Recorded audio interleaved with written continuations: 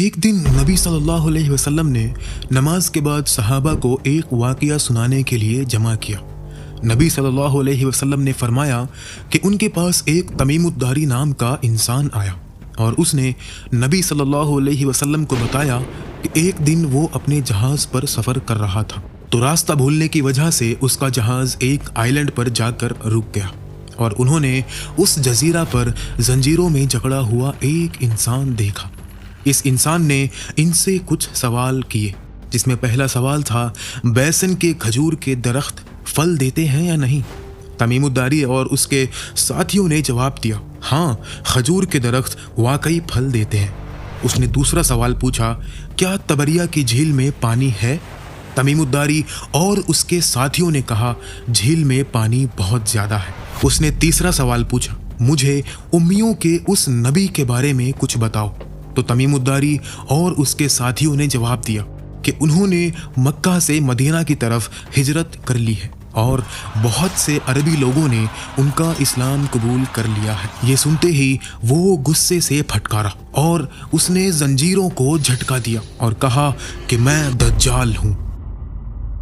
تو دوستو، ایک ایسا وقت آنے والا ہے جب انسانیت ایک عظیم امتحان سے گزرے گی، جہاں سچ جھوٹ سے مل جائے گا اور ہر آنکھ دھوکہ کھائے گی۔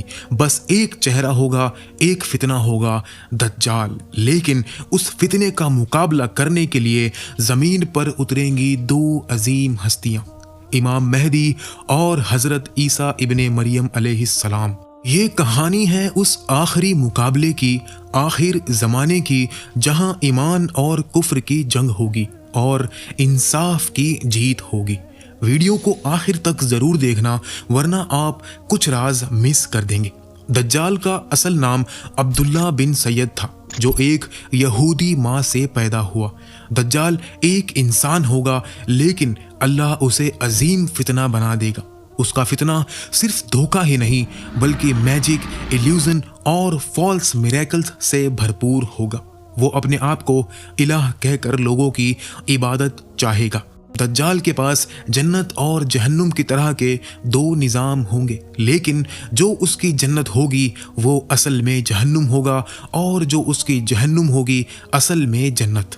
وہ مرے ہوئے کو زندہ کرنے کا دھوکہ بھی دے گا، جسے صرف اللہ کر سکتا ہے۔ وہ لوگوں سے کہے گا، اگر میں تمہارے ماں باپ کو زندہ کر دوں تو کیا تم مجھے خدا مانو گے؟ لوگ کہیں گے ہاں۔ وہ شیاطین کے ذریعے ان کے ماں باپ کے شکل میں جھوٹ دکھائے گا، جو کہیں گے بیٹا یہی تمہارا خدا ہے۔ دجال کا فتنہ صرف ذاتی نہیں ہوگا، وہ ایک نظام ہوگا، ایک ایسا ورلڈ آرڈر جس میں حق کو جھوٹ کہا جائے گا، حرام کو حلال بنا دیا جائے گا۔ سوشل میڈیا، اکانومی، پالیٹکس، سب اس کے ذریعے لوگوں کے ذہن اور دل پر قبضہ کریں گے۔ دجال ایک ایسی ٹیکنالوجی کا یوز کرے گا جو لوگوں کو ہپنوٹائز کرے گی۔ آج کا میڈیا بھی کچھ اسی کا ایک ذریعہ ہے۔ وہ لوگوں کو روزی روٹی سے تنگ کر کے مجبور کرے گا کہ اس سے بیعت لیں۔ جسے روزی چاہیے، بارش چاہیے، زمین میں سبزہ چاہیے، وہ صرف تب ملے گا اگر تم دجال کو مانو۔ جو اس کا انکار کرے گا وہ بھوکا اور پیاسا مرے گا۔ دجال ہر شہر میں جائے گا سوائے مکہ اور مدینہ کے، کیونکہ ان دونوں شہروں کے دروازوں پر فرشتے حفاظت پر لگے ہوئے ہوں گے۔ نبی صلی اللہ علیہ وسلم نے فرمایا، دجال کا فتنہ اتنا عظیم ہوگا کہ اگر کوئی شخص سوچے کہ وہ ایمان پر قائم ہے، وہ بھی اس کے سامنے ہل جائے گا۔ عورت اور نئے نوجوان سب سے زیادہ اثر میں آئیں گے۔ اس لیے نبی صلی اللہ علیہ وسلم نے حکم دیا، اگر تم دجال کے سامنے ہو تو اس سے منہ پھیر لو اور اس کی باتیں نہ سنو، کیونکہ وہ تمہیں کنفیوز کر دے گا۔ تو یہ سب آخر شروع کیسے ہوگا؟ آخر زمانے کے قریب دنیا ظلم سے بھر چکی ہوگی، جنگ و فساد، ظلم و ستم، اور ہر طرف فساد ہی فساد ہوگا۔ لوگ دنیا کے پیچھے پاگل ہو رہے ہوں گے، دین بس ایک نام رہ جائے گا، مسجدوں میں صرف دیوار ہوگی، لوگوں کے دل خالی۔ اسی وقت ایک رات مدینہ کے لوگ حرم کے پاس اکٹھے ہوں گے۔ वो किसी को ढूंढ रहे होंगे और वो एक जवान होगा जो किसी पहाड़ी के पास छुपा बैठा होगा। लोग उसे खींचकर हरम के पास लाएंगे और ज़बरदस्ती उससे बैत लेंगे। वो हस्ती कोई और नहीं, वही होंगे इमाम मेहदी, जिसकी बशारत नबी सल्लल्लाहु अलैहि वसल्लम ने सदियों पहले दे दी थी। इमाम मेहदी और उनकी फ़ौज कुस्तुनतुनिया, जो कि इस्तांबुल शहर है, फतह करके उस जंग के सामान समेट रहे होंगे कि तभी उनको खबर मिलेगी कि दज्जाल आ चुका है। ये सुनते ही इमाम मेहदी अपनी फ़ौज को लेकर सीरिया की तरफ रवाना होंगे और वो वहाँ देखेंगे कि दज्जाल सचमुच आ चुका है। उसका जिस्म अजीब होगा, एक आंख अंधी और दूसरी आंख अंगारों की तरह चमकती, इसके बाल घुंघरिया होंगे, इसके माथे पर काफिर लिखा होगा, जो पढ़ा लिखा और अनपढ़ दोनों पढ़ सकेंगे। इसके साथ 70,000 यहूदी होंगे जो इस्फहान के होंगे। वो लोगों को कहानी सुनाएगा, अपने आप को खुदा कहेगा, जन्नत और जहन्नुम का धोखा देगा। एक दिन 1 साल के बराबर और एक दिन 1 महीने के बराबर और एक दिन 1 हफ्ते के बराबर होगा। तो सहाबा ने पूछा, उस वक्त हमें नमाज कैसे पढ़नी होगी? नबी सल्लल्लाहु अलैहि वसल्लम ने फरमाया, तुम वक्त के हिसाब से अंदाज़ा लगाकर नमाज को पढ़ो। मतलब टाइम डिस्टॉर्शन भी दज्जाल के कंट्रोल में होगा। वो आसमान से बारिश बरसाएगा, ज़मीन को सब्ज़ा बनाएगा और जो उसका इनकार करेगा उसके शहरों को भूखा, सूखा और बर्बाद कर देगा। उसका एक आंख वाला चेहरा, उसकी अजीब शक्ल और उसके झूठों का जाल इतना शैतानी होगा कि अच्छे खासे लोग भी उसके फितने में फंस जाएंगे। दज्जाल इस दुनिया में पैदा नहीं होगा, बल्कि वो पहले ही इस दुनिया में मौजूद है।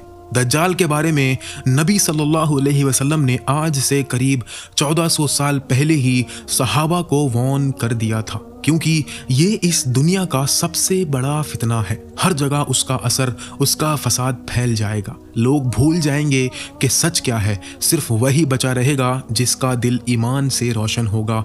और दज्जाल की फौज से टकराएगी इमाम मेहदी की फौज, लेकिन वो इतना पावरफुल होगा कि कोई उसे मार नहीं सकेगा।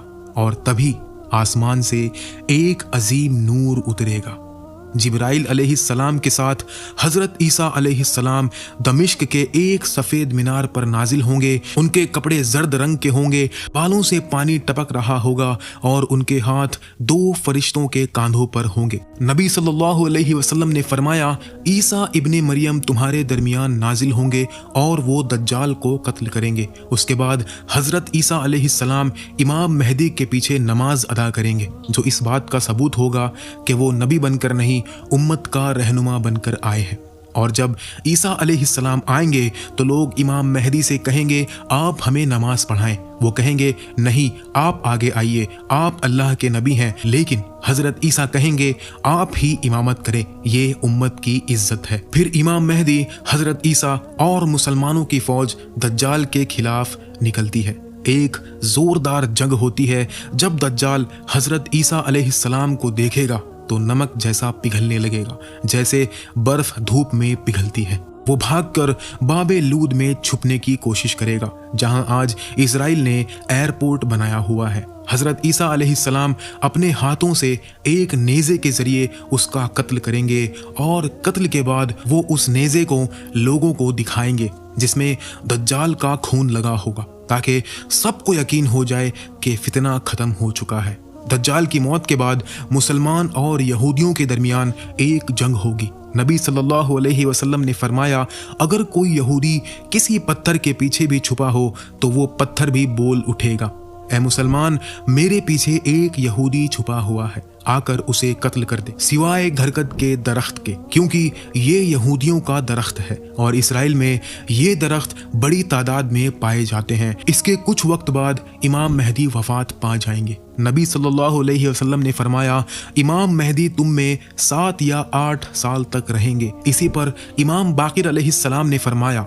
जब इमाम मेहदी का ज़ुहूर होगा तो अल्लाह इस यूनिवर्स की रोटेशन को स्लो कर देगा, जिससे वक्त धीरे गुजरेगा और इस तरह इमाम मेहदी सिर्फ 7 सालों में दुनिया को फतह कर लेंगे। फिर हज़रत ईसा अलैहिस्सलाम कुरान के कानून और एक आदिल हुक्मरान की हैसियत से लोगों में इंसाफ के साथ फैसला करेंगे।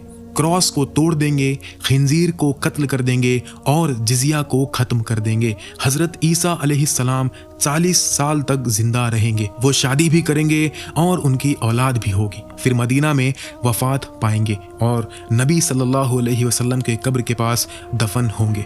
फिर एंट्री होगी याजूज माजूज की।